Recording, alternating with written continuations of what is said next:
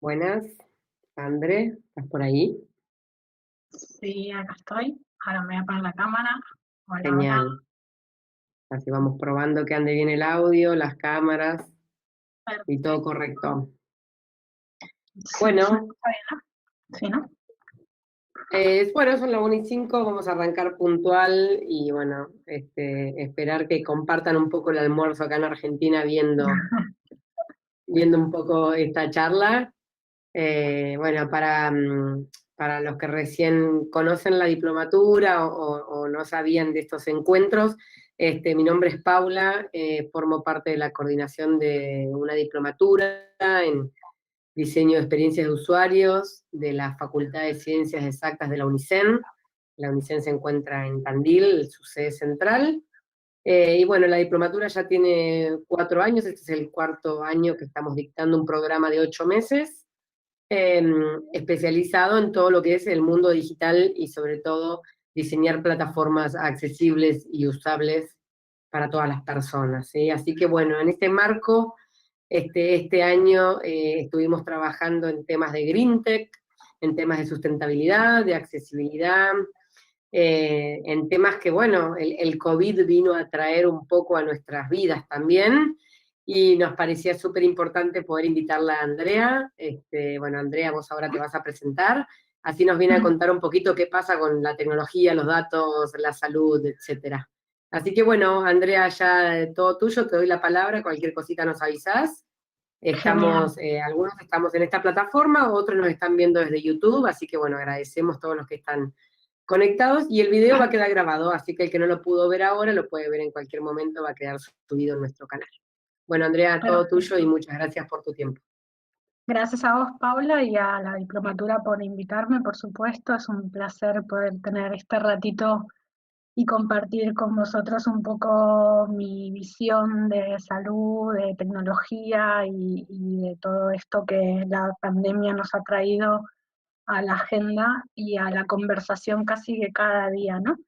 Eh, me voy a, bueno, un poco quién soy, ¿no? Soy licenciada en Administración de Empresas de Servicios de Salud de la UCES en Argentina. Soy argentina, llevo 18 años viviendo en España, particularmente en Barcelona ahora mismo. Eh, Toda la vida trabajando en salud, dentro de lo que era gestión y procesos y consultoría estratégica. Y como casi todos, en algún momento nos topamos con la tecnología en nuestras vidas, ahí por el 2004-2005 empecé a hacer consultoría tecnológica y trabajar en lo que era la consultoría funcional más del diseño funcional y el análisis funcional, porque venía del mundo de los procesos, a ayudar a las empresas de salud a un poco a digitalizarse, ¿no? En su momento. En los últimos años trabajé para grandes corporaciones relacionadas con tecnología y grandes consultoras, y en el año 2012 creé una propia plataforma que se llama Cosalú, que lo que hacemos es consultoría de innovación social y salud, y nos juntamos profesionales que somos independientes a trabajar de manera colaborativa y a resolver las problemáticas un poco de las de los entornos de salud que necesitan enfoques un poco dispares, ¿no? De tecnólogos, psicólogos, sociólogos, un poco así, ¿no? Luego, otra iniciativa que empezó en el 2014-16, hace 4 años, es Aluscop, que después ya les voy a contar con más detalle, así que no quiero espolear demasiado.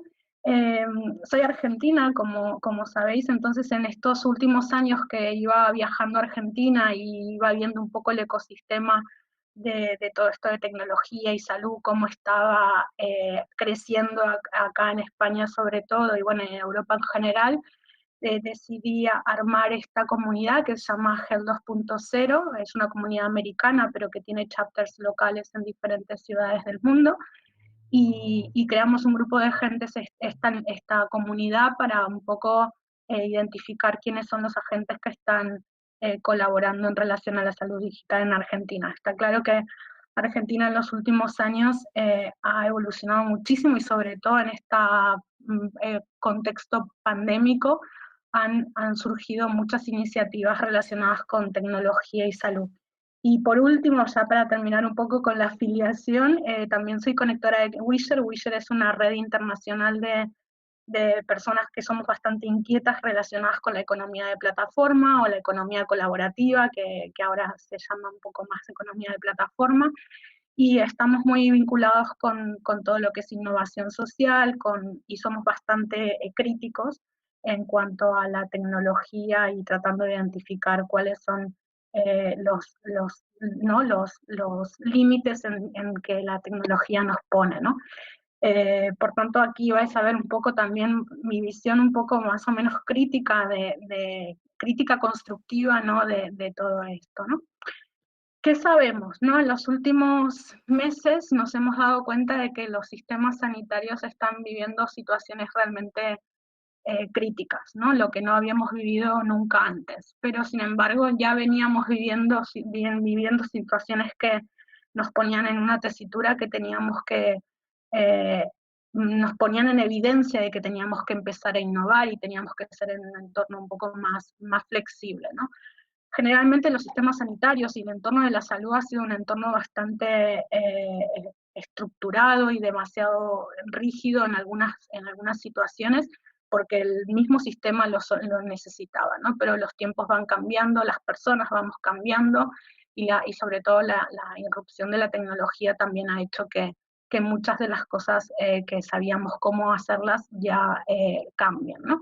Entonces, una de las principales cosas es que vivimos más años, ¿no? Sobre todo la esperanza de vida, el aumento del envejecimiento de la población y las enfermedades crónicas hacen que tengamos sociedades un poco más enfermas, más envejecidas, que requieren de muchos más servicios y consumen más servicios, y eso, por supuesto, hay un aumento significativo en los costes sanitarios, y lo que puede, dependiendo del país en el que estemos y el contexto que tengamos, por supuesto los sistemas sanitarios son completamente diferentes, podemos llegar a establecer ciertas desigualdades en el acceso y crear sistemas un poco más inequitativos, ¿no? No solamente esto, sino que los sistemas sanitarios también tienen que vincularse con otras demandas sociales, ¿no? En este contexto de la COVID lo hemos visto, ¿no? No, la salud no es solamente aquella salud patológica, ¿no? Aquello que tiene que ver con una determinada patología. La salud es todo, ¿no? O sea, somos las personas, es lo que comemos, los que nos movemos, cómo nos comunicamos, todo es parte de nuestra salud, ¿no? De la salud física, psíquica, mental. Entonces tenemos que nuestra salud social, nuestra parte social también es importante, ¿no? Y esto requiere también que tengamos nuevas demandas sociales que los sistemas sanitarios y sociales tienen que empezar a combinarse y entenderse, ¿no? No es algo que pase en todos los países, ¿no? Sobre todo en los países que están en vías de desarrollo o desarrollados, pero no tan desarrollados como otros países europeos del norte, ¿no? Esa integración de lo que es salud y social lo tienen mucho más trabajado. Esto que nos lleva, ¿no? Yo creo que hay un antes y un después para cuando hablemos de innovación en salud y sobre todo de carácter tecnológica, que es esta situación que estamos viviendo del COVID, ¿no?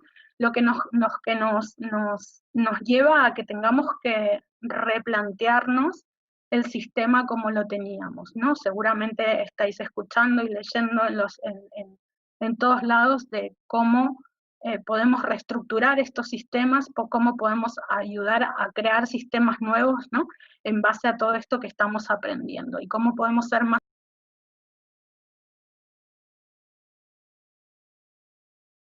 Muted. estos sistemas un poco más equitativos, ¿no? Entonces, esta frase a mí me gusta mucho, ¿no? Porque lo que demuestra es rompamos, ¿no? Rompamos la caja y creemos un sistema nuevo y dejemos el anterior obsoleto, ¿no? Y para esto yo les propongo que creemos un nuevo sistema operativo de salud, ¿no? Y en este nuevo sistema operativo de salud lo que creo que lo que tendríamos que evidenciar es que tenemos infinitas capacidades, tenemos capacidades, no solamente los sistemas sanitarios están inmersos de médicos, enfermeras y gestores o economistas, sino que empiezan a haber otras muchas profesiones que dan juego y necesitan de estos sistemas, de estas profesiones para poder dar respuesta a las necesidades que surgen de la sociedad, ¿no? Tecnólogos, economistas, diseñadores, y todas aquellas profesiones que hoy en día ni siquiera somos capaces de evidenciar que puedan llegar a existir, ¿no? Estamos hablando de que dentro de poco existirán vigilantes de datos o profesiones que prácticamente hoy en día no podemos ni siquiera imaginar, ¿no?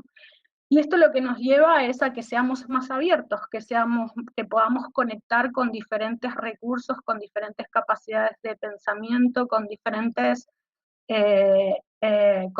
habilidades y que podamos compartir, ¿no? Compartir, no siempre la palabra compartir parece que fuese muy mainstream, ¿no? O sea, venimos de una estructura mental en la cual nos han enseñado que lo que tenemos que hacer es competir, ¿no? Y ahora tenemos que darnos cuenta de que ya en estas circunstancias o nos sumamos todos o corremos bastantes riesgos de ser cada vez más injustos y menos equitativos. Y luego, por ejemplo, también entender de que las cosas ya no son lo que dicen ser, sino que podemos quitarles esas etiquetas a las cosas, a los elementos, a las estructuras, para reutilizarlas reorientarlas y recombinarlas, ¿no? Esto es lo que nos permite, y esto la COVID y todas estas circunstancias que hemos estado viviendo nos los ha evidenciado, ¿no? Cómo nos hemos encontrado fábricas que eran capaces de cambiar todo su proceso productivo para poder ponerse a crear máscaras o barbijos o lo que fuese que se necesitaba en ese momento, ¿no? Sabemos que una fábrica de coches solo fabrica coches. No, en estas circunstancias nos dimos cuenta de que podíamos cambiar nuestros modelos mentales para poder disponibilizar de los recursos de manera diferente, ¿no? Y eso lo que nos hace es pensar de que tenemos capacidades para recombinar los diferentes elementos y crear cosas nuevas.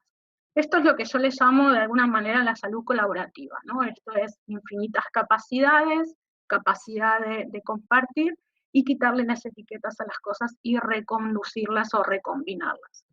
Y esta salud colaborativa para mí lo que tienen son tres grandes elementos, ¿no? El primer elemento, que es un elemento que ustedes seguramente en la diplomatura lo tienen muy en cuenta, que es las personas, ¿no? Pero en el sistema sanitario no es algo que parezca tan evidente.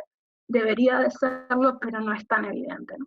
Las personas, las tecnologías y luego los datos. Yo creo que esos son los tres componentes que hacen el pegamento perfecto para que esta salud colaborativa pueda ser posible, ¿no?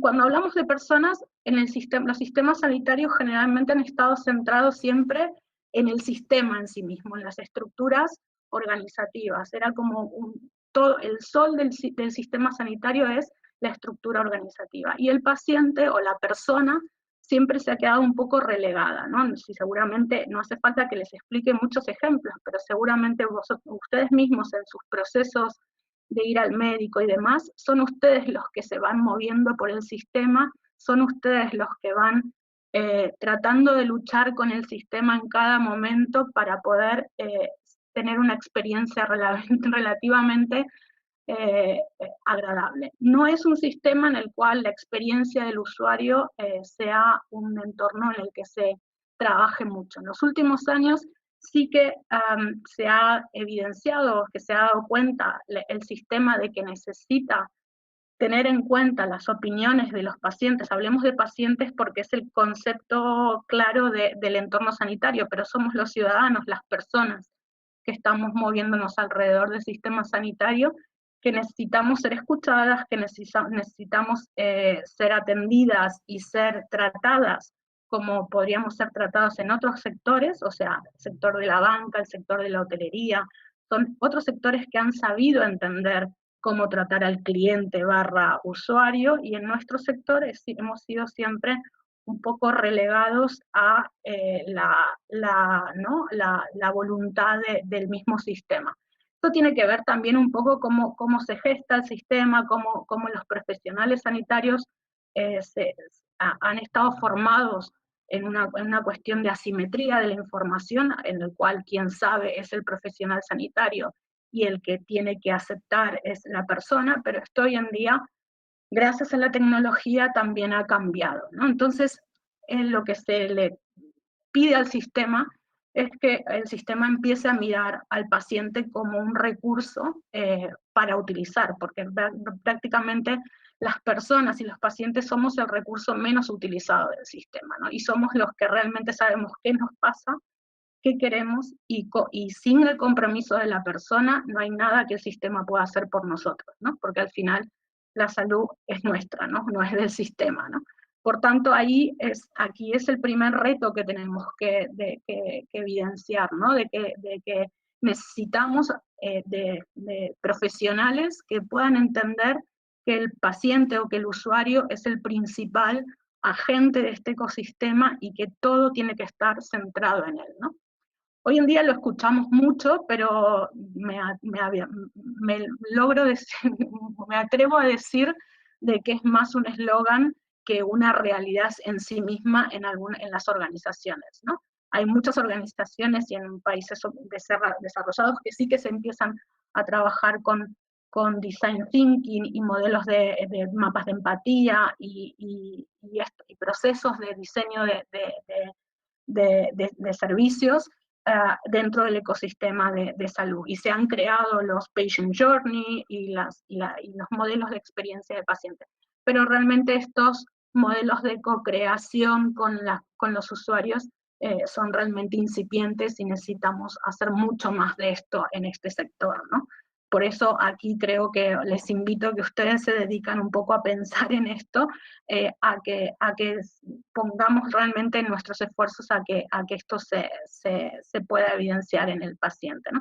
Entonces, hasta ahora hemos sido pacientes, ¿no? Hemos sido personas que navegamos en el sistema y nos dicen para dónde tenemos que ir, qué tenemos que hacer, y ahora poniéndonos en el papel de paciente que si no lo hemos sido, lo seremos seguro, de esto no nos salvamos ninguno, por tanto, tenemos que, sobre todo por esto, ser lo suficientemente empáticos para darnos cuenta de que este problema lo hemos tenido o lo vamos a tener, ¿no? Y si podemos buscar la manera de ayudar y solucionarlo, mucho mejor.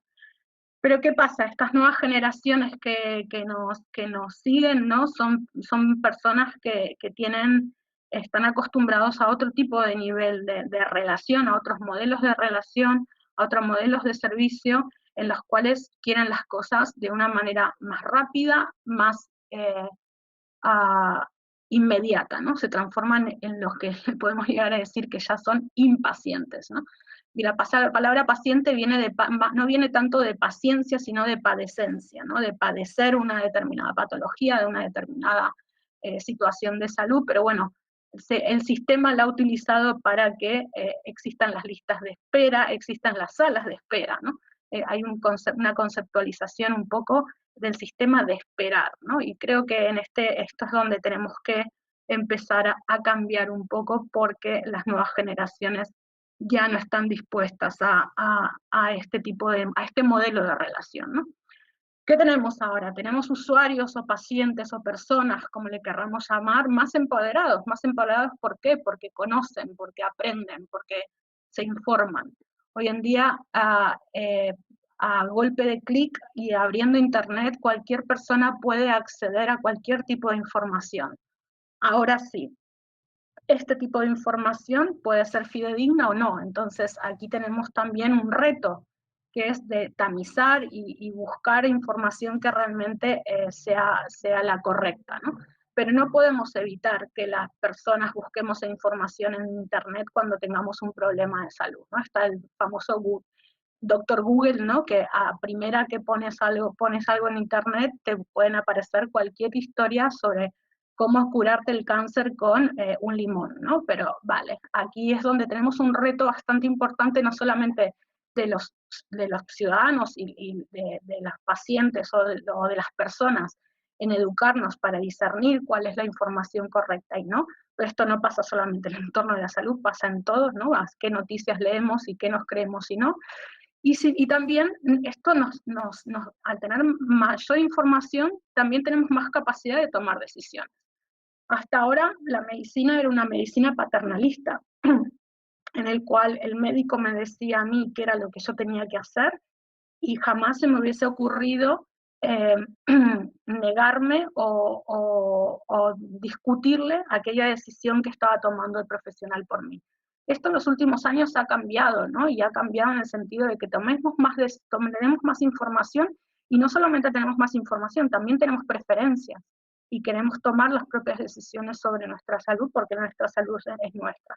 Y esto es lo que ha dado lugar un poco más a la medicina participativa y a la toma de decisiones compartidas, que se les llama, que es cuando los profesionales y las personas, o los ciudadanos o los usuarios o pacientes toman las decisiones de manera un poco mancomunada, pero siempre con información, ¿no? Y esto lo que hace también es que nos permita tener una autogestión más potente de nuestra salud, ¿no? Y eso lo podemos hacer a través de tener esta información, de tomar capacidad de decisión y sobre todo de utilizar tecnología para poder autogestionarnos, ¿no? Aquí entramos un poco en las, ¿se acuerdan que hablábamos de tres palabras, ¿no? Personas, tecnologías y datos, que es lo que para mí conceptualiza un poco este concepto de la salud colaborativa. Y la tecnología, está claro, no les voy a contar nada que no sepan, que vino a irrumpir en todos nuestros entornos de nuestra vida, ¿no? En todos los sectores. Y en la salud también. La salud históricamente es un entorno tecnificado porque tenemos grandes dispositivos médicos y aparatología médica que funciona dentro de los grandes contextos de la salud, de la salud hospitalaria y demás, que han logrado, que han permitido el diagnóstico y tratamiento de muchas enfermedades, pero ahora la tecnología también se ha irrumpido en nuestra vida para poder también hacer esta gestión o autogestión de nuestra salud apoyados en tecnología, ¿no? Y aquí vamos a hablar un poco de lo que es esto de la salud digital, ¿no? Este concepto de salud digital que yo creo que no mucho va a dejar de existir porque toda la salud será digital, ¿no? O será, la digitalización será parte del contexto. Hoy en día le tenemos que poner el título porque todavía estamos haciendo este proceso de transición, pero en algún momento la salud será digital y será analógica, ¿no? Ahora no hablamos de banca digital, no, hablamos de banca, ¿no? Pero bueno, poco a poco vamos evolucionando. Y esta salud digital el concepto que establece es la utilización de las nuevas tecnologías en el entorno de la salud para hacerla más eficiente, para que aumente la accesibilidad al acceso a los sistemas de salud, ¿no? Podemos llegar a través de la tecnología a entornos remotos y lugares donde de otra manera nos sería mucho más difícil de acceder, ¿no? Siempre cuento la misma situación, ¿no? A países como el vecino que es Chile, o Argentina mismo, que son países largos y difíciles de llegar a algunos determinados entornos rurales, habiendo una conectividad hoy en día, cualquier persona puede ser atendida en cualquier hospital de cualquier lugar del mundo, ni siquiera de Argentina, a través de un teléfono móvil o de una computadora, ¿no? Entonces esto nos evidencia un nuevo modelo de relación, ¿no? También entre médicos y pacientes, entre ciudadanos y el sistema. Hace muy poco, hace un año o dos, la OMS ya proponía una estrategia mundial sobre salud digital y creó un documento en donde establecía ciertas recomendaciones de cómo debían ser las intervenciones digitales en el entorno de la salud, que si están interesados en este tema les recomiendo que se lo bajen y le echen un ojo porque es bastante interesante. Y fue un poco el pistoletazo de salida de que la OMS reconociera la tecnología como parte de la estrategia mundial de la salud, ¿no? Por tanto, creo que ya estamos, y bueno, en los últimos meses también ha sido bastante evidente cómo la tecnología nos ha ayudado a resolver determinadas problemáticas, ¿no? Sobre todo con la falta de presencialidad, los lockdown, que estamos todos metidos en casa, ¿no? Y cómo poder acceder a seguir relacionándonos con la salud a través de la tecnología. Lo primero que surgió, bueno, aquí sí, aquí veis que el mundo de la salud digital es muy, muy extenso, no es algo que solo se limita a lo que conocemos como la telemedicina o 4 apps, ¿no? Aquí hay un mundo que realmente es interesante de entender, ¿no? Obviamente tenemos como 3 grandes grupos, ¿no? Lo que es la salud digital o digital health, que hablamos de robótica, de impresión 3D, de salud móvil, de implantes y sensores incorporados a nuestro cuerpo que nos pueda dar información sobre determinadas situaciones, o la realidad virtual. Este es el mundo de la salud digital que nos encontramos con muchas tecnologías incorporadas. Y después tenemos todo lo que es el mundo del Big Data, ¿no? Que aquí ya lo conocemos de otros sectores, pero cómo utilizar todos estos datos que se van generando en los diferentes entornos en donde se van generando datos para tomar mejores decisiones, crear modelos matemáticos que nos permitan ¿no? Mejorar el diagnóstico y sobre todo el tratamiento, ¿no? de las personas. Y luego la última parte de abajo, que es la medicina de la precisión. Medicina de precisión nace en base al momento en que podemos acceder a identificar nuestro propio genoma, ¿no? En ese momento nosotros podemos llegar a tener mucha más información de nosotros mismos, por tanto, ser mucho más eficientes en cuanto a los tratamientos que podríamos necesitar. Después lo vamos a hablar un poquito más. Lo primero que nace en el mundo de la salud digital, allá por, bueno, cada uno en Argentina están empezando en los últimos años, ha habido un gran boom de esto también, son las historias clínicas electrónicas, ¿no? Este es el primer proceso en el cual casi que todos los que nos dedicamos al mundo de la tecnología hemos empezado por aquí, ¿no? Digitalizando historias clínicas, aquellos en eternos papeles o cartillas o los paquetes, las típicas formularios pequeñitos que tenían el médico en su consulta o en cualquier clínica. Empezamos digitalizando esta información y poniéndolas en entornos digitales, ¿no? Ahí ya teníamos los primeros retos, cómo digitalizar la información que estaba en el papel a un entorno estructurado, con datos estructurados que nos permitiese luego hacer análisis de esos datos y tomar decisiones y crear políticas sanitarias y públicas en base a esa información. Luego nos encontrábamos con de qué servía que estuviesen las historias clínicas en cada uno de los hospitales si no creábamos entornos integrados en donde los datos de una misma persona, si se iba moviendo en diferentes entornos, no se generaran, no estuviese integrada, ¿no? O sea y esto lo que nos permitía, de alguna manera, era optimizar recursos, ¿no? Si yo me hice una radiografía hace 3 días, ¿por qué me la voy a tener que volver a hacer ahora si hace 3 días la tuve y la puedo traer? Y para que no tenga que estar yo moviendo papel para arriba, papel para abajo, se crean estos entornos que se llaman historias clínicas compartidas, ¿no? Esto el nivel de implementación en cada país, y no solo en cada país, por ejemplo, aquí mismo en España, en cada comunidad autónoma, como sabéis, aquí somos 17 comunidades autónomas que cada una tiene un sistema de salud y tienen sus niveles de informatización o de despliegue de la salud digital absolutamente diferentes, ¿no? Argentina ahora, por ejemplo, sí que ha hecho un esfuerzo bastante grande en cuanto a políticas en relación desde el punto de vista públicas, en cuanto a disponibilizar de historias clínicas electrónicas para que el entorno federal pudiesen acceder a estas historias clínicas e implementarlas en sus propios entornos, y con la idea de que en la evolución se gesten este tipo de historias clínicas compartidas en las cuales los datos de una misma persona puedan navegar por todo el sistema, ¿no?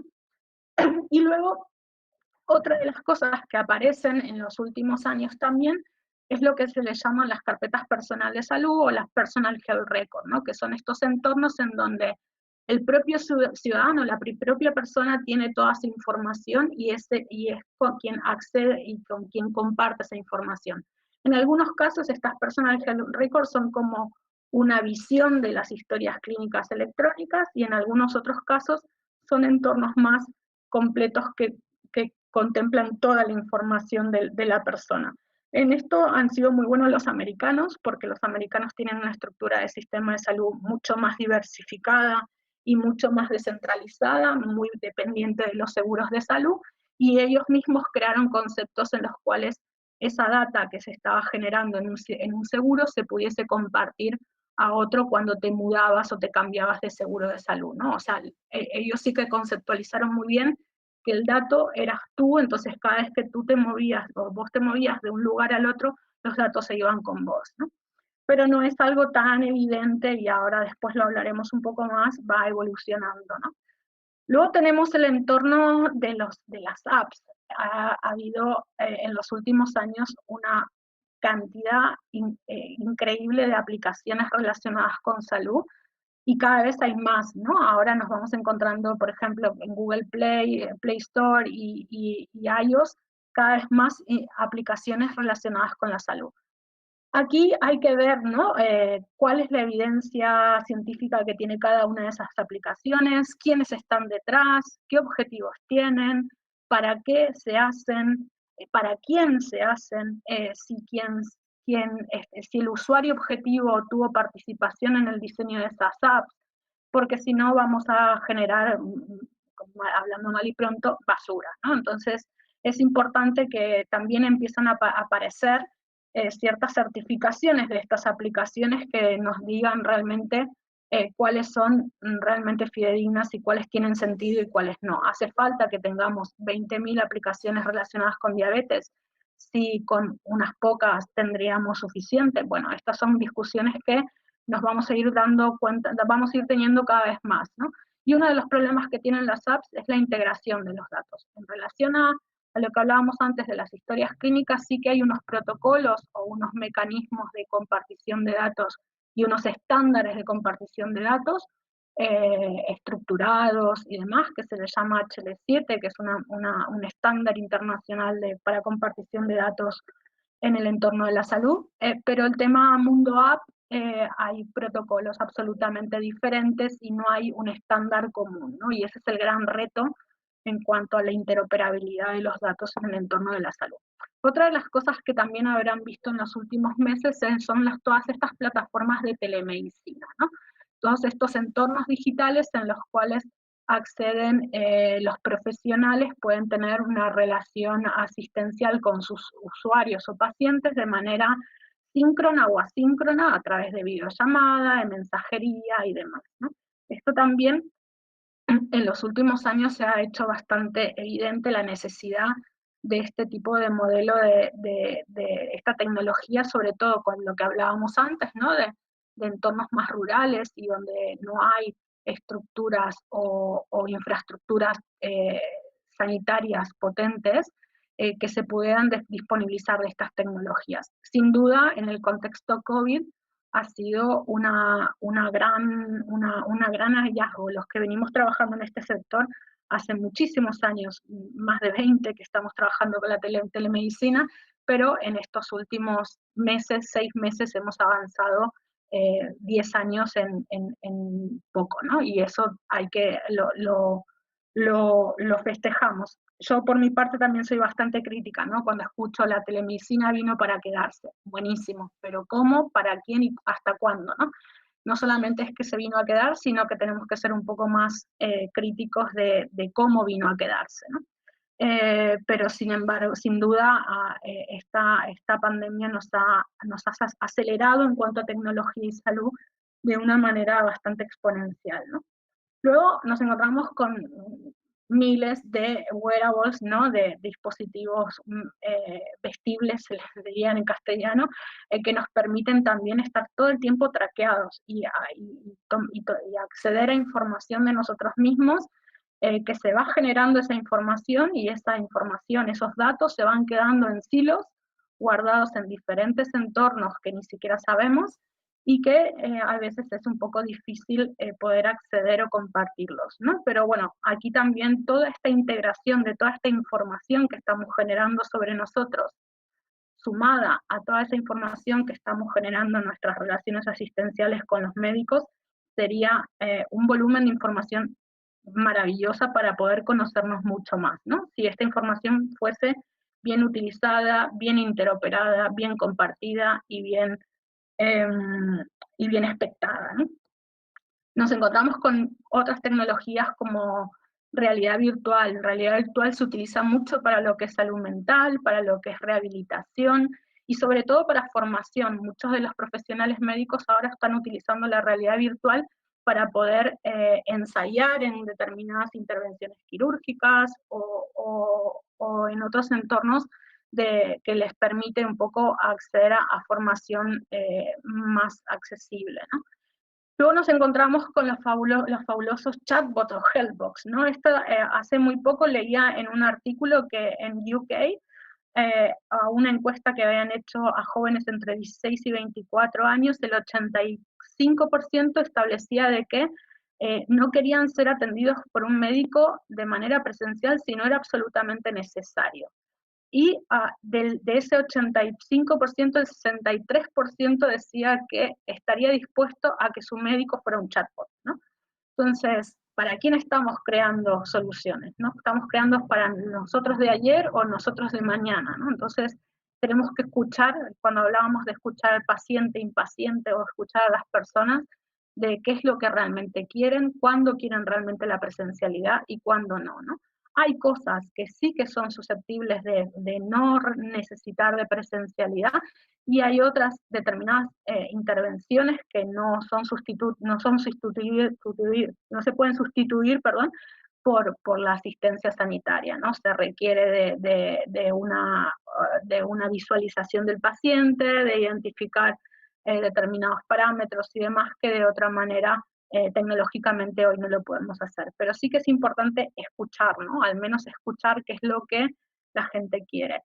Y después de la COVID, después de esta situación, aquí también se hizo un estudio y también el 70% de las personas eh, evidenciaban de que si no fuese realmente necesario, preferían seguir atendiéndose de manera digital, ¿no? Y solo ir al médico cuando realmente se requería. Está claro de que no, la no presencialidad hace que seamos mucho más eficientes en cuanto a los tiempos, evitemos ciertas listas de espera, porque podemos hacer la asistencia un poco más rápido. Bueno, tiene sus ventajas, pero también tiene sus desventajas, como es la falta de contacto humano, ¿no? Que es tan importante en entornos en estas profesiones que son tanto del cuidado y de la parte más humana, ¿no? Pero bueno, ¿cómo podemos generar estas tecnologías más humanas que nos permitan, que no sustituyan, pero sí que complementen, ¿no? O sea, los profesionales y los médicos nunca dejarán de existir, Dios quiera que no, solo serán complementados con la tecnología para ser mucho más eficientes y mucho más certeros, ¿no? La inteligencia artificial sin duda ha venido a demostrarnos de que hay muchos retos en relación a ella, ¿no? O sea, la cantidad de datos que estamos generando y que se están evidenciando y utilizando para poder, a través de modelos matemáticos, tomar diferentes ¿no? Evidencias y permiten, por ejemplo, detectar el cáncer. Lo ponían en este periódico, el cáncer de pulmón, mucho antes que un médico, ¿no? Esto es un reto que nos evidencia que tenemos por delante una herramienta maravillosa para ayudar a los profesionales a mejorar en el diagnóstico, en el tratamiento, pero también tenemos un reto como sabemos que la inteligencia artificial pierde esa parte de humanidad y puede llegar a generar determinadas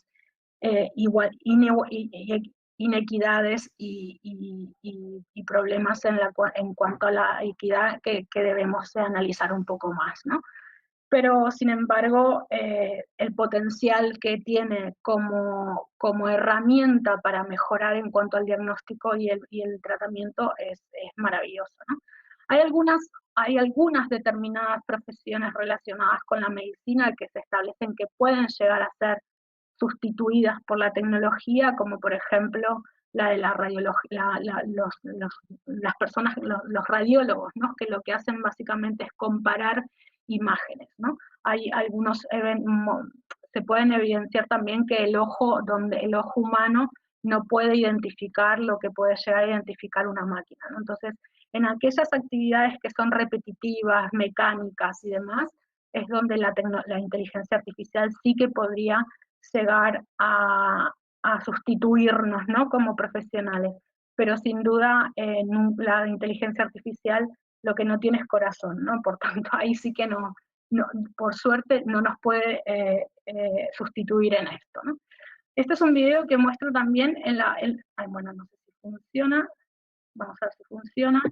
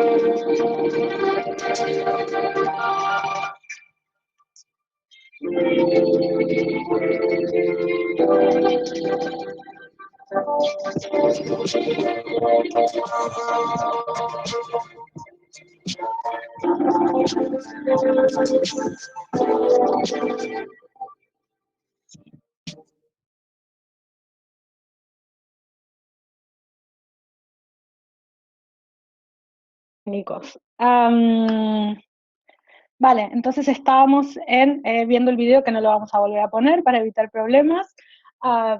Y luego lo que teníamos, ¿no? También lo que hablábamos un poco es de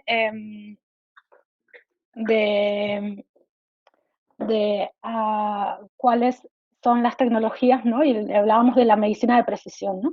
La medicina de precisión, que es la última que veíamos allá, de salud digital, Big Data y medicina de precisión, lo que ha entrado un poco a gestionar un poco, a irrumpir todo, fue lo que es la secuenciación genómica, ¿no? A partir de ahora, por $100 podemos descifrar nuestro genoma, nos lo envían a casa, nos mandan un paquetito para que nos saquemos en la saliva y lo enviemos a ve a saber dónde en Estados Unidos para que tengan nuestro genoma guardado, por lo cual nos conocen casi que más que a nosotros mismos, ¿no?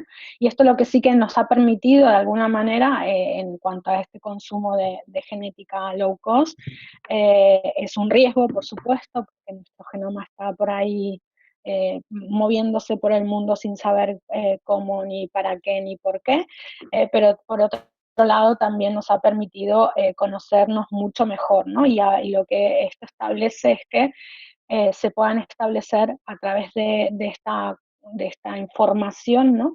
Esta medicina de precisión, que de lo que trata básicamente es esto, ¿no? De que ya no hace falta una pastilla para todos, sino que puede haber una pastilla específicamente para mí, ¿no? De acuerdo a mi información genética, utilizando mi información genética, por lo cual estos tratamientos son mucho más eficientes, ¿no? Y esta medicina de precisión lo que permite también es que sea más participativa, más proactiva, más preventiva, que es lo que se llama la medicina del 4P o 5P o ya no sé cuántas P tiene, ¿no? De precisa, predictiva y personalizada, ¿no? Esto que les decía ahora de esta pastilla, para mí no hay nada más personalizado que un tratamiento específico para la necesidad que yo tengo, ¿no? ¿Me estáis escuchando bien, no?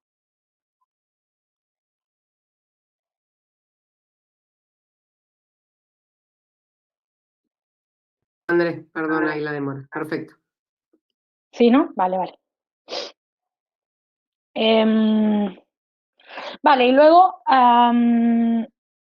otros de los puntos es la economía de plataforma, ¿no? Les contaba yo al principio de que soy parte de una iniciativa, bueno, de una red que se llama Wizard, que estamos muy vinculados con lo que es la economía colaborativa y economía de plataforma, y lo que nos hemos encontrado en los últimos años en muchos de los sectores, no solamente de la salud, creo que tal vez es uno de los menos, cómo se han irrumpido estas plataformas en las que ponen en contacto, estas plataformas peer-to-peer, ¿no? Plataformas que ponen en contacto a una demanda con una oferta de manera prácticamente sin intermediarios, ¿no? Y esta es una imagen de una autora que a mí me gusta mucho, que se llama Rachel Botsman, que el último libro que escribió tiene que ver con esto de la confianza, ¿no? La evolución del trust, y cómo demuestra cómo la tecnología ha hecho que haya cambiado el nivel en los modelos de confianza, ¿no? Antes teníamos la confianza, lo voy a poner en código, ¿no? A salud, ¿no? Antes teníamos confianza de... ¿Me escucháis?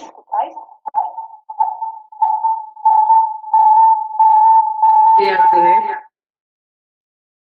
pero ¿Sí? mutea uno de los dos. Vale, ahora volvió uno. Ahí está, Vale. perfecto, ahí estamos, bárbaro, avanti. ¿Sí? ¿Sí? Vale, vale. Qué lío. Bueno, me vais diciendo cualquier cosa.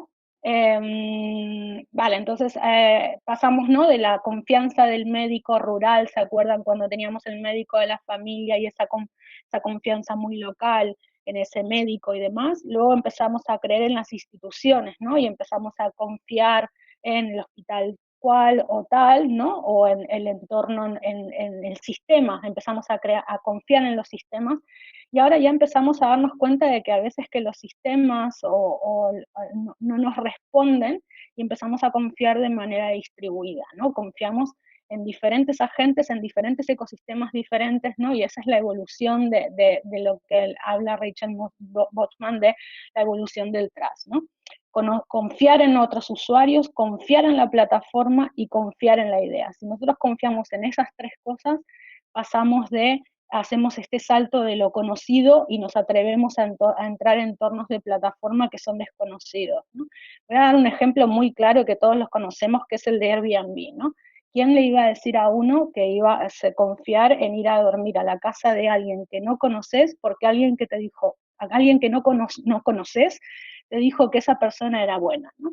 Y este es el entorno en el cual se demuestra realmente lo que es la economía de plataforma, ¿no? Crees en un usuario, crees en la plataforma y sobre todo te parece maravillosa la idea, ¿no? A pensar de que puedes viajar y dormir en casas maravillosas en el mundo, por un precio mucho más asequible que un hotel, ¿no? Te demuestra, te hace esta combinación perfecta como para que confíes en esa plataforma, ¿no? Y este concepto, ¿no? Un poco es lo que Rachel Botsman dice, ¿no? Que la confianza es la nueva moneda de la economía, ¿no?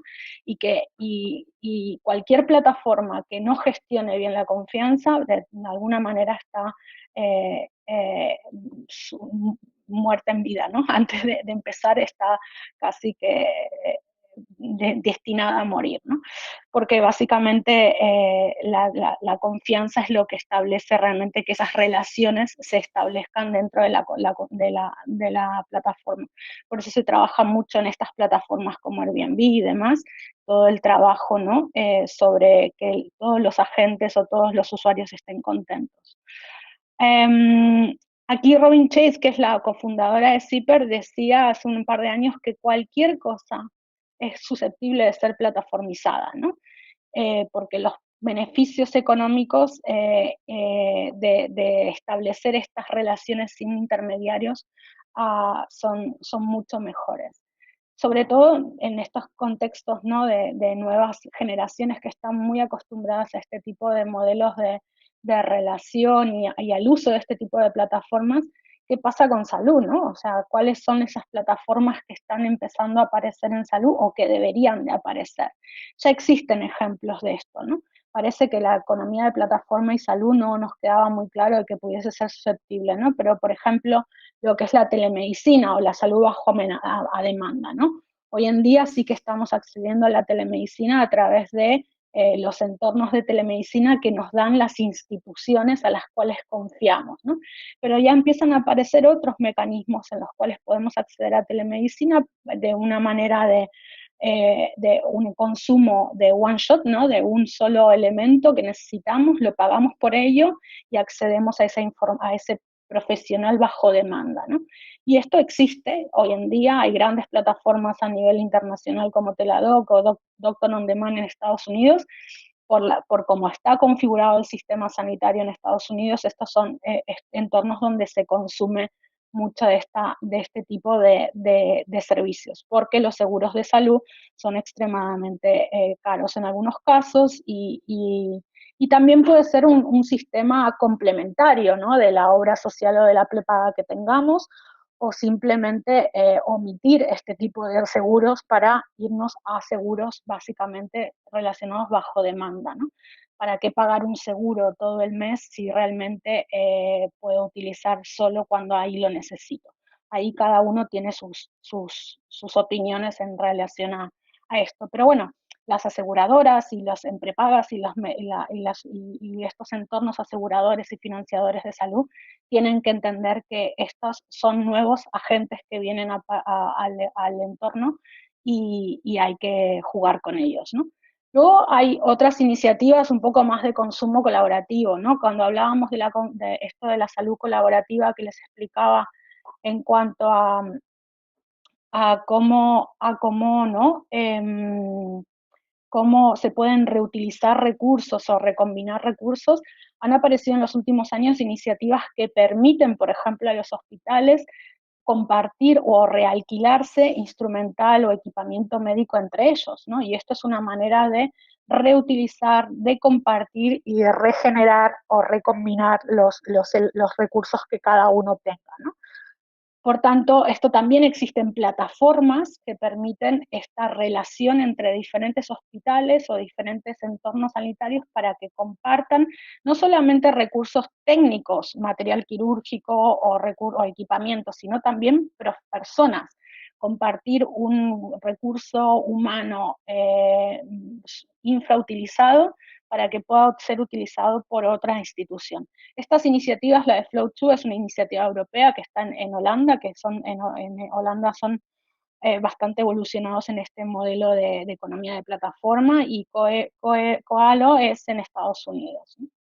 Y luego redes de pacientes, ¿no? Cuando hablábamos de los pacientes más informados y más comprometidos y más empoderados, es también porque se encuentran con sus pares en determinados entornos, plataformas tecnológicas que les permiten compartir su conocimiento o sus necesidades o sus preocupaciones con otros que están viviendo una situación similar, ¿no? Una de las plataformas más conocidas en Estados Unidos fue Patient Like Me, que nace de la necesidad del propio emprendedor que su hermano tenía una patología, ELA, ¿no? Entendió que era muy difícil encontrar con gente que pudiese entender lo que a su hermano le pasaba si no encontraba un espacio particular para ello, ¿no? Y así se creó Patient Like Me, y hay muchísimas iniciativas más de redes de pacientes en donde se juntan para compartir información, tratamientos, y en algunos casos han llegado a compartir tratamientos o ensayos clínicos experimentales que de otra manera no hubiesen sido posible acceder a esa información si entre ellos mismos no se los hubiesen compartido, ¿no? Luego, otro de los entornos que a mí también en los últimos años he estado mirando mucho y en el cual me estoy moviendo bastante, que es el mundo de los cuidados, ¿no? Como hablábamos al principio, cada vez vivimos más años, estamos más envejecidos y sobre todo desde que las mujeres trabajamos, los cuidados siempre han estado relegados un poco a las mujeres, ¿no? Y hoy en día ya necesitamos de otros nuevos recursos para que cuiden de nuestros hijos o de nuestros mayores. Y existen plataformas hoy en día que permiten estos cuidados colaborativos, ¿no? Hay plataformas como Joiners, que están aquí en Barcelona, que lo que disponibilizan es a través de una aplicación móvil que puedas acceder a una cuidadora para tu abuelo o la persona mayor dependiente. Y por ejemplo, en UK, en Roam to Care, lo que se establecen son personas, estudiantes que están dispuestos para ahorrarse o pagar mucho más barato una habitación, ir a vivir con personas mayores, a cuidarlas y a su vez generar, poder estudiar de manera más barata, ¿no? Entonces, todos estos entornos se establecen, ¿no? Y esto es gracias a la tecnología, ¿no? Gracias a la tecnología y lo que decía Rachel Goldman, gracias a esa confianza que esas plataformas establecen, ¿no? Entonces, nos damos cuenta de que hay muchísimas tecnologías que están irrumpiendo en el mundo de la salud. Aquí hay algunas que tal vez he nombrado como blockchain y la inteligencia artificial, las redes sociales o estas plataformas de peer-to-peer han cambiado básicamente el foco en cómo proveemos la salud y cómo las personas se relacionan, ¿no? Entonces las instituciones de salud tienen que estar preparadas para estas nuevas demandas también, más tecnificadas, más tecnológicas y más exigentes, ¿no? En cuanto a la rapidez y a la calidad de los servicios. Cuando hablamos de nuevas tecnologías, también hablamos de nuevos accidentes, ¿no? ¿Qué pasa cuando hablamos de todas estas tecnologías?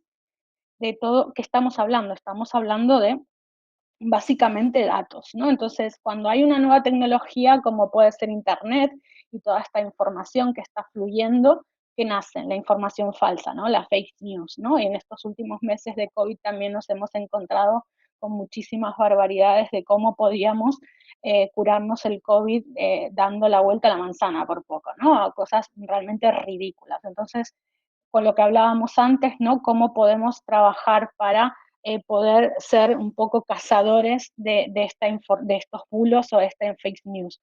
Aquí mismo en España existe una iniciativa que se llama Salud sin Bulos, que somos muchas personas parte de esta iniciativa, que básicamente lo que vamos haciendo es cazando información un poco fidedigna y metiéndole un hashtag para que todo el mundo sepamos que eso que se está diciendo no es verdad y hay que desintegrar la información. Por tanto, y esto lo primero que tenemos que hacerlo nosotros mismos es con nuestros propios grupos de WhatsApp, cuando vemos que nos mandan una barbaridad, no volver a compartirla, ¿no? Pero esto no es no solamente salud, sino en todos los entornos, ¿no? Y luego, otro de los temas que también, otro de los accidentes que se generan con estas nuevas tecnologías es el tema de los datos, ¿no? Los datos están desprotegidos, los hospitales en los últimos años se han transformado en el punto de mira de los hackers del ciberataque para poder pedir rescates millonarios, porque prácticamente te dejan inhabilitado el servicio si no tienes si tienes todas tus historias clínicas digitalizadas. En algunos casos hay gestiones, está la política de seguridad y de contingencias, pero en otros casos se ven obligados a tener que pagar estos rescates, ¿no? Esto no es algo muy mainstream que se sabe mucho, pero pasa bastante seguido, ¿no? Y sobre todo a partir del gran problema de Facebook con Cambridge Analytica, todos fuimos mucho más conscientes de la vulnerabilidad de nosotros mismos a través de nuestros datos, ¿no? Y aquí entramos un poco en la última parte, ¿no? De lo que hablábamos, de personas, tecnologías y datos, ¿no? Los datos, cuando pensamos los datos, ¿no? Aquí Angela Merkel en el último foro de Davos decía que se preguntaba, ¿no? De quién era el dueño de los datos, ¿no? Y si dependiendo de cuál fuese esta respuesta, la democracia y el modelo social participativo en el futuro tendría un impacto realmente importante, ¿no? Hoy en día escuchamos todo el rato que los datos son el petróleo del siglo XXI. A mí realmente no me gusta nada esta narrativa, ¿no? Creo que pensar en los datos como un modelo de propiedad me resulta menos atractivo que pensar que es un bien común, ¿no? Los datos al final, nosotros somos carne y huesos y somos datos, ¿no? Todo lo que estamos generando está generando información, ¿no? Y por tanto es importante que seamos conscientes de que cada paso que damos en el mundo de Internet o en el mundo digital, estamos dejando una estela de nosotros mismos y ser responsables y conscientes de eso, ¿no? Por tanto, sí que lo que creo en este contexto es que tenemos que ser responsables a tomar el volante de lo que son nuestros datos y realmente tomar no solamente responsabilidad, sino que obligaciones en relación a eso, ¿no? Por eso tus datos son tuyos, o nuestros datos son nuestros, y en este sentido creo que es donde que tenemos que trabajar mucho, y dependiendo del lugar donde nazcamos, también la realidad en relación a las políticas y las leyes relacionadas con nuestros datos son más o menos restrictivas. En este lado del mundo, en Europa, por suerte tenemos una ley que es la nueva ley de protección de datos, la GDPR, que nos ha dado muchos más derechos de los que ya teníamos, ¿no? Hasta ahora teníamos 4 derechos, que era el de acceso, rectificación, eh, bueno, no me va a salir uno, y oposición, ¿no? Y luego, ahora con la nueva GDPR, lo que se logró fue que tengamos el derecho de portabilidad, ¿no? Que nosotros, cada uno de nosotros, podamos exigirle a aquel ente que tenga nuestros datos que nos los den, y que podamos enviarlos a otro ente, y poder interoperable con esos datos, ¿no? Y eso es una manera de demostrar de que realmente los datos son de la persona a quien le pertenecen, ¿no? Bajo este concepto y esta iniciativa es que nació una iniciativa en la cual yo vengo trabajando hace 3, 4 años, que se llama SaludCoop, que es una cooperativa ciudadana de datos de salud. Un grupo de personas nos juntamos que teníamos esta filosofía muy común en relación al poder de nuestros datos y al valor que tienen nuestros datos para el bien común, no solamente como una propiedad o como un activo, sino como un bien para mejorar en cuanto ¿no? a la salud de las personas. Si todos nosotros donásemos nuestros datos de salud, y este concepto de donación es como, legalmente no es posible de hacer, pero me parece que es un ejemplo más claro. Donásemos nuestros datos de salud, podríamos ayudar a la ciencia a poder investigar mucho más con información realmente fidedigna, ¿no? Hoy en día el acceso a datos para la investigación es un entorno bastante complejo, bastante eh, crítico, y no tan fácil y tan accesible como creemos, ¿no? Entonces, si nosotros los ciudadanos tomásemos conciencia de eso y disponibilizásemos los datos para el bien común, seguramente otras relaciones tendríamos y otras problemáticas podríamos resolver, ¿no? Imagínense que en este contexto de COVID, cada uno de nosotros, habiendo pasado la enfermedad o no, pudiésemos compartir toda la información que se ha generado sobre nosotros mismos, ¿no? Seguramente podríamos sacar una vacuna mucho más rápido y poder tener mucha más información para investigar mucho más rápido. De todas maneras, hay que reconocer que lo que estamos haciendo en esta situación no se había hecho nunca antes, ¿no? La primera vez que todos los entes se ponen de manera conjunta en un mismo punto de mira y trabajar de manera colaborativa y compartida, es la primera vez que pasa, y celebro que esto sí venga para quedarse, ¿no?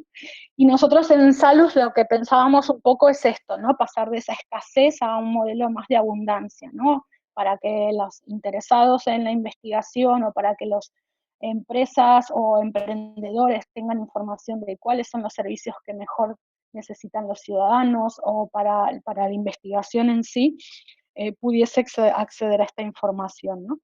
Nosotros tenemos estos principios, ¿no? De la gobernanza de los datos, que es un modelo de que hoy en día ya se empieza a hablar mucho más de los data trusts, ¿no? De estas entidades en las cuales le delegamos la confianza, lo que hablábamos antes, de nuestros datos, para que sean utilizados de acuerdo a cómo cada uno decide que sea así, ¿no? Esa donación condicionada es: yo dono mis datos o entrego mis datos bajo determinadas condiciones. Estos son los principios de gobernanza de Salud, ¿no? De esta iniciativa, pero hay otros modelos de gobernanza de diferentes iniciativas que han surgido alrededor del mundo relacionadas con los datos. Hay otras iniciativas que tienen más que ver con la venta de datos, hablando de cómo vende tus datos, quédate con parte de la torta al final es ínfimo el dinero que te dan por ese dato. Es preferible ponerlo a disposición del conocimiento abierto que de venderlo. Pero bueno, cada uno aquí tiene sus decisiones y sus preferencias, ¿no? Beneficio colectivo, nosotros lo que establecemos es que el beneficio sea para todos, que no haya incentivos, que solo sean incentivos motivacionales, sino económicos, y que siempre se gestione los derechos de poder en cualquier momento decir que ya no quieres entregar más tu información y por tanto ser soberano y tomar decisiones y dejar de compartir esa información en el caso de que ya no lo desees, ¿no? No voy a poner este video, ya después se los paso porque no quiero que tengan problemas, pero este video ya lo podéis ver también en la página en YouTube, buscar Saluzcop y lo vais a ver, que básicamente lo que nosotros hicimos hace un par de años fue una investigación o un experimento colectivo en el cual hicimos este experimento que se llama TRIEM, en el cual pusimos a varios ciudadanos a responder diferentes preguntas para así, que son de quién para poder identificar cuáles eran esas condiciones para la donación de los datos, ¿no? Esas preguntas eran: ¿quién solicita los datos? ¿A quién estarías dispuesto a darles tus datos? ¿Qué datos estarías dispuesto a dar? ¿Para qué se llevaría, con qué objeto donarías esos datos? ¿Para una investigación? ¿De qué tipo? Y demás. Y cómo se compartirían los resultados de esos datos, ¿no? Y esas fueron las preguntas que hicimos. Lo hicimos a través de esta herramienta que está disponible también en la página de Saluzcop si queréis entrar, si buscáis TRIEM, que les va demostrando diferentes escenarios para que podáis elegir, ¿no? Y de ese experimento surgió esta licencia, ¿no? Que quisimos crear como una licencia al estilo Creative Commons, ¿no? Que es una licencia que establece las 5 condiciones por las cuales las personas que estamos vinculadas o queremos estar vinculadas a Saluzcop compartiríamos nuestros datos, ¿no?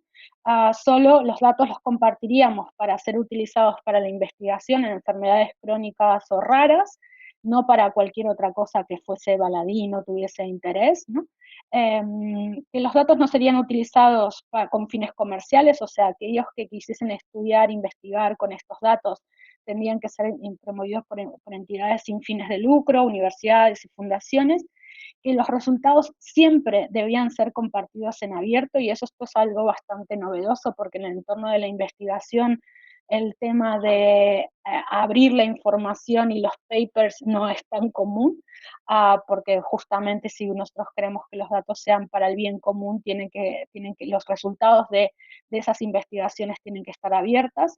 Generalmente esto no se da, y sobre todo cuando los resultados no son positivos. Y la máxima privacidad, ¿no? Que los datos se intentase que estuviesen los más pseudo anonimizados o anonimizados. Sabemos que la anonimización al 100% es prácticamente imposible, pero buscar la manera de que esto sí, tratar de controlarlo. Y sobre todo que en cualquier momento la persona que compartiese o donase sus datos pudiese decidir cómo cambiar las condiciones o dejar de donarlos, ¿no?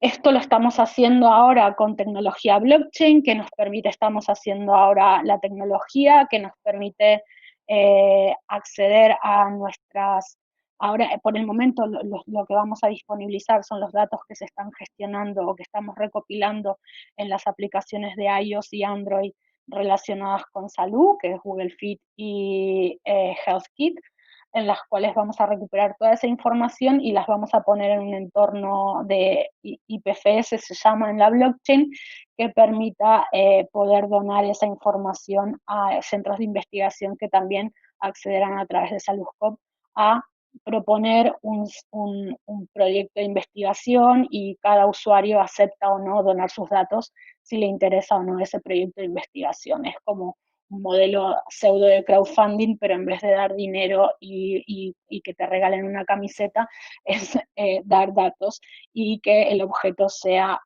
una investigación por el bien de todos, ¿no? Y esto es un poco lo que les quería contar. Ahora sí me encantaría escucharlos a ustedes, que me hagan preguntas, críticas constructivas o lo que quieran, que serán más que bienvenidas. Bueno, Andrea, tomo ahí un poquito la posta yo, bueno, me parece que quedamos todos, por lo menos hablo por mí, pero calculando un montón con toda la información que nos tiraste. Algunas es como que uno va leyendo y bueno, sabe que existen estas cuestiones o que está pasando en otros lados del planeta. Así que bueno, retomo acá una pregunta que Martín puso acá en el chat y dice, bueno, según tu visión, Andrea, qué países la están rompiendo en este enorme y bello mundo del health tech, que él sigue empresas de Alemania, pero bueno, quiere saber un poco tu opinión. Bueno, sí, Alemania es un país en el cual, de hecho, no solamente que la están rompiendo, sino que han, digamos, como que han institucionalizado la tecnología, ¿no? De alguna manera, lo que han logrado ahora en los últimos meses y el último año, han creado como una plataforma en la cual uno de los problemas, que esto no lo he dicho, pero uno de los problemas de todo esto es, y lo voy a decir así en plata, ¿quién paga la fiesta de todo esto? ¿No? O sea, ¿quién paga toda esta tecnología? ¿No? Porque la paga la aseguradora, la paga el usuario, la paga el sistema. Bueno, aquí hay determinados temas. Lo que pasa es que lo que hablaba antes, ¿no? No se puede estar pagando toda esta tecnología si no evidencia que realmente resuelve un problema y no crea otro. Entonces, en Alemania en esto sí que están siendo muy inteligentes y lo que están haciendo son evaluando esas tecnologías y analizando si esas tecnologías son susceptibles de ser compradas, digamos, o introducidas dentro del sistema y así se compra esa tecnología porque demuestra una reducción de los costes en salud, ¿no? Y ese es uno de los modelos que a partir de ahora vamos a tener que demostrar mucho en la tecnología, ¿no? Realmente demostrar esta medicina o está basada en el valor, que realmente tú resuelves un problema y que le haces, que le generas una reducción de costes al sistema, entonces el sistema te puede dar ese dinero que se reduce en otro lado a ti, ¿no? Pero si no, es muy, muy difícil de poder sustentar todo esto, ¿no? Y sí, básicamente dentro de Europa los mejores países son Alemania y aquí en España venimos hace muchísimos años haciendo cosas, tenemos un carácter más latino, por eso también es un poco más, no somos tan eficientes, pero creo que también hemos hecho cosas muy, muy interesantes, ¿no? Y bueno, después el National Health Service de UK también ha hecho grandes cosas en relación a tecnología. Y bueno, y Estados Unidos obviamente es la madre de todas estas grandes tecnologías, ¿no? Que es donde vamos a aprender casi todos ahí, ¿no? Latinoamérica, te diría que si tuviese que elegirte uno de Latinoamérica, creo que quien ha avanzado mucho en este tema ha sido Chile en los últimos años. He tenido la suerte de trabajar en Chile y sigo trabajando con ellos y han evolucionado bastante bien en este sentido, ¿no?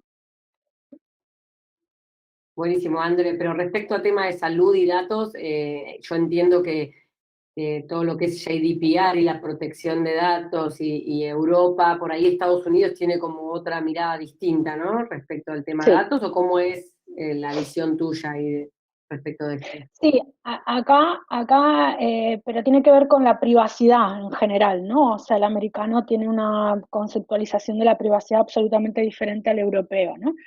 Entonces esto no tiene que ver con datos de salud, tiene que ver con datos de todo, ¿no? O sea, aquí en Europa es mucho más respetuoso el derecho de la propiedad de la vulnerabilidad de los datos, ¿no? Porque también Europa es como la señora mayor, ¿no? O sea, que cuida de sus ciudadanos y busca la no vulnerabilidad de las personas, de que la tecnología no genere más accidentes y más inequidades, ¿no? Los americanos en esto son menos, en general piensan un poco menos en esto, ¿no? Pero, y la ley en Estados Unidos en cuanto a tema datos y compartición de datos, sí que es cierto que los americanos han disponibilizado todas estas estructuras ¿no? Estándares de interoperabilidad para que la data vaya fluyendo así que como va con el usuario, ¿no? Pero por este modelo que tienen de estructura del sistema, que es un sistema privado en el cual el usuario se lleva su dato de un lado al otro, ¿no? Pero no es tanta el cuidado en cuanto a las vulnerabilidades de los datos, ¿no? En los últimos años, gracias a los accidentes como Cambridge Analytica, la gente fue un poquito más consciente de todo lo que había por detrás, ¿no? Exacto. Bueno, acá tenemos otra pregunta más que dice, vos al principio comentabas, André, de que las personas somos el recurso menos utilizado del sistema y al fin de al cabo la salud es nuestra. Entonces acá Martín pregunta, ¿qué aplicaciones o soluciones o plataformas ¿crees que fueron desarrollados donde hayan involucrado a todos los actores del sistema de salud? Pacientes, familiares, enfermeros, médicos, personal administrativo. ¿Conoces algún ejemplo o te han comentado de alguna aplicación que realmente hayan involucrado a todas las actores, ¿no? En Bueno, este caso. muchas pueden decir que lo han hecho, pero no sé si alguien lo ha hecho de verdad. Yo te puedo decir que en cuanto a colectivos pacientes, históricamente no es algo que se suele utilizar mucho, ¿no? Porque, y también lo entiendo, ¿eh? Porque hay una estructura muy asociativa y como que en algunos casos yo he escuchado, ¿no? Decir, no, los pacientes no, porque vienen y se enfadan claro, porque como nunca los invitas a una fiesta, cuando vienen se enfadan y te dicen todo lo que tienen guardado para decirte, ¿no? Entonces, en este sentido sí que falta más participación y más co-creación por parte de todos los agentes. Y sí que hay determinadas combinaciones, pero no te podría decir alguna aplicación ahora que se me venga a la mente que diga, bueno, estaban todos sentados en la mesa. No lo recuerdo. Y yo soy de las que trato por lo menos de que la ciudadanía siempre esté sentada en la mesa y hay veces que políticamente por algunas razones no está, ¿no? Y esto creo que es lo que deberíamos de empezar a cambiar, ¿no? Y el diseño de todas estas tecnologías tiene que estar codiseñado con aquel que la va a utilizar, si no, no tiene sentido, ¿no? Pero esto es un principio básico del diseño de la tecnología, no solamente de salud, ¿no? Pero claro, en salud tiene un impacto mucho más alto, ¿no? Entonces es indispensable que los que sumemos a la mesa todos los actores. Siento no Buenísimo, haberte André. dado un Bueno, y creo ejemplo que específico, pero no, no recuerdo ahora ninguno. no hay problema. Bueno, y vamos con la última pregunta. Ariel, ahí en el canal de YouTube, nos está preguntando, a ver, bueno, ¿qué le recomendarías a alguien que se está formando en análisis de datos y quiere trabajar en el sector de la salud? Hombre, es uno de los entornos más necesarios hoy en día, ¿no? O sea, todo lo que es analítica de datos, lo que tiene que formarse es analítica de datos, ¿no? Y luego buscar proyectos que le puedan permitir aplicar esos conocimientos dentro del entorno de la salud. Hoy en día te digo que hay muchas búsquedas de este tipo de perfiles en el entorno. Después también una de las cosas que hay que formarnos mucho, y por eso ahora en los últimos años han surgido muchos máster y muchas formación relacionada con esto, es en esta nueva introducción de la tecnología en el entorno de la salud, ¿no? No solamente para que los médicos se formen a la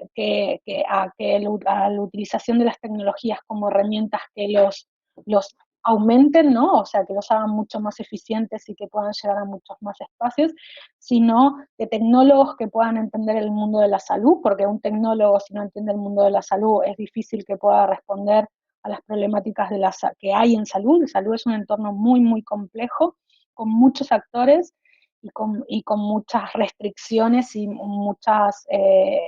con muchas implicaciones, ¿no? Entonces, no es lo mismo que un tecnólogo se ponga a trabajar en cualquier otro sector como la automotriz y demás, que en este sector que el impacto es mucho mayor, ¿no? Entonces, por eso creo que un poco lo que decía al principio de la combinación de todos estos actores diferentes que van a permitir que podamos crear un volumen o un conjunto de personas que cada una con sus habilidades y capacidades puedan resolver trocitos de la problemática, ¿no? Buenísimo, Andrea. Bueno, creo que súper clara toda la exposición. Ya no tenemos más preguntas. Me parece que los dejaste pensando bastante más de lo que se animaron O a los aburrí preguntar. demasiado. Si los aburrí demasiado, No, por perdón. favor, te súper agradecemos tu tiempo y bueno, va a quedar el video subido en el canal de YouTube porque bueno, acá obviamente para adaptar un poco el horario, la hora del mediodía no es la mejor hora para que la gente mire una charla de este tipo, pero bueno, nos parecía súper importante poder contar con tu presencia y nos queda el video guardado para poder compartirlo. Así Genial. que bueno, Con gracias estos Andrea problemas por... técnicos que hemos tenido, pero bueno, encantada si queréis poneros en contacto conmigo, encantada, a ver si tengo por aquí, ahí están mis datos, ¿no?